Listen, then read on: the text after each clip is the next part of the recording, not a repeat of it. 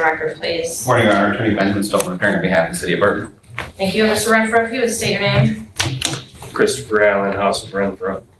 Thank you. Today is the date and time set for a jury trial in the misdemeanor matter in this case, and then we also have the 2 civil infractions that I plan to handle after we finish with the jury trial. I just wanted to have a short pre-trial to ensure that we are ready to proceed on that jury trial. And so, Attorney Stolpen, are you ready to proceed today with the jury trial? Yes, Your Honor. Okay. And Mr. Renfro, are you ready to proceed today on the jury trial?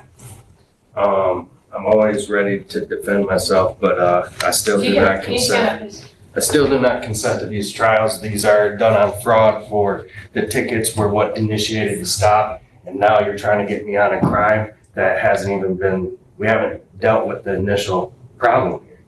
So until that's dealt with, how do we know if I committed a crime? All right, well, one, I'm not trying to get you on anything that's not set, I'm not finished. Mr. Renfro, you stopped speaking and then I started speaking, and to be honest with you, it doesn't really matter. When I start speaking, everybody else stops. That's how court works. I've already warned you of that multiple times, so don't test me today, because we're gonna be in front of a jury, and if we start doing it in front of a jury, like I've also told you before, it's not going to happen. I will excuse them, we will have a conversation, and I will hold you in contempt, okay? As I was saying, I'm not trying to get you on anything. I'm the court, prosecutor's office, files charges. There's 1 misdemeanor charge, there are 2 civil infractions. You will have the opportunity in your trial to question the officers and to have those questions answered that you have about why you were stopped and et cetera, et cetera. That's why we have the trial, and that's why we're having the trial. I am well aware that you do not consent to these proceedings. I am well aware that you don't think the legal process in and of itself is legitimate, but the simple fact is that it is, and you are supposed to be here, and we are moving forward with this case today. So, what we will do is this. Now that we've established that everybody is ready to go on the jury trial, I will let the jury board know that we are ready and that we are proceeding today. So anyone who has witnesses that need to be here, make sure that they are here. Make sure you have all your documentation in order. If there are any exhibits that the parties wish to present, I would appreciate if you at least try to exchange those exhibits in advance. I know this is a little bit more difficult case than some others, but at least try to do that. And let the other person know, maybe there could be a stipulation or not, that's okay. And then the last thing before we take a break, which is what we're gonna do, we're gonna take a break so that we can handle the rest of the cases that are here, and then we'll start the jury trial. The issues of jurisdiction, I've already ruled that this court has jurisdiction. That's not an issue that gets brought up in front of the jury. I have a right to. Don't. You can object to evidentiary hearings or evidentiary hearing issues. You cannot object to jurisdiction in front of a jury. If you do it, I'm going to excuse the jury, and I'm going to hold you in contempt for not following the rules of court. These are not my rules. They are the rules of the courts of Michigan. In this big book here that I hope you've read, because you're getting ready to start a jury trial, and I really hope you've read these because it's the court rules and the rules of evidence, and you need to know these things. Because if you don't do it right, I'm not gonna give you any leeway on that. We've already talked about this. One more time, Mr. Renfro, are you sure that you do not want to speak to an attorney about this matter before you move forward? I'm sure. Actually, I do not have my discovery for the case. I haven't been able to go over the evidence. It has not been served to me. I do not have the police body cams that I've requested a long time ago. I paid for half of them, have not received them, have not been able to go through any evidence where they're trying to get me on crimes before the initial stop was a civil infraction and somehow bred a crime out of that. It's an unarrestable offense, the civil infraction. You cannot, that's fruit of the poisonous tree. So now we're here on crimes taking care of the initial problem. So the tickets have to be first, and we're not moving anywhere until we get that clear. And you're in improper jurisdiction, subject matter jurisdiction, and personal jurisdiction. And we're not gonna move nowhere until we get this taken care of. I demand this court to vacate these matters. I say vacate, you say dismiss. Vacate these matters immediately. Done?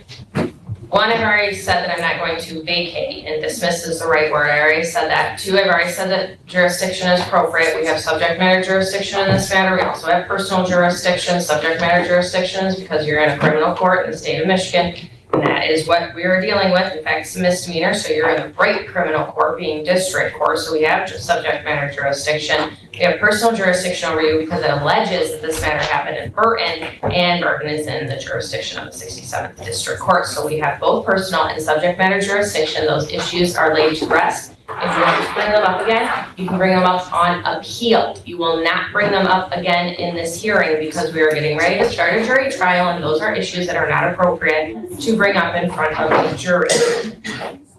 And as far as your issues of civil infractions leading to misdemeanors, happens all the time, and it is legitimate as established by our Supreme Court. So you can say that if you want to, but your argument is inaccurate. Once again, Mr. Renfro, your argument is inaccurate. You didn't answer my question. My question was, do you want to speak to an attorney before you move forward? I'm a competent man. It's a yes or no? Lawfully competent man, no. No. The answer is no. All right, I've asked you that question many a times now. I don't feel like I need to ask it to you anymore. You've established very clearly that you're going to represent yourself in this matter, for better or worse. Attorney Stoltman, do you have anything that you would like to say in regards to any of the issues that Mr. Renfro has brought up? Judge, I know he has not made a demand for discovery or request for discovery. I'll give him another copy of the police report, which is the only thing he's asked my office for, another copy. I believe he has made a FOIA request to the city regarding documents. I don't know whether or not that request has been granted, but I don't believe the FOIA request was all relevant to this case. I believe it was for more documents. And I believe, Mr. Renfro, you've stated that on the record previously, that the body cams or whatever those were that you FOIA'd them. The prosecutor's office is required to turn over to you all of the evidence that they have and all the evidence that they plan to use, and they have done that. We've had discussions about discovery numerous times. We're not going to delay the trial any longer. So we're gonna have this trial today. Okay. We have no exhibits that we're planning to introduce. We're just gonna have the testimony of the officer and Mr. Renfro if he chooses. Okay. Are you trying to say something? Is the warrant in here? I don't see the warrant. Or the,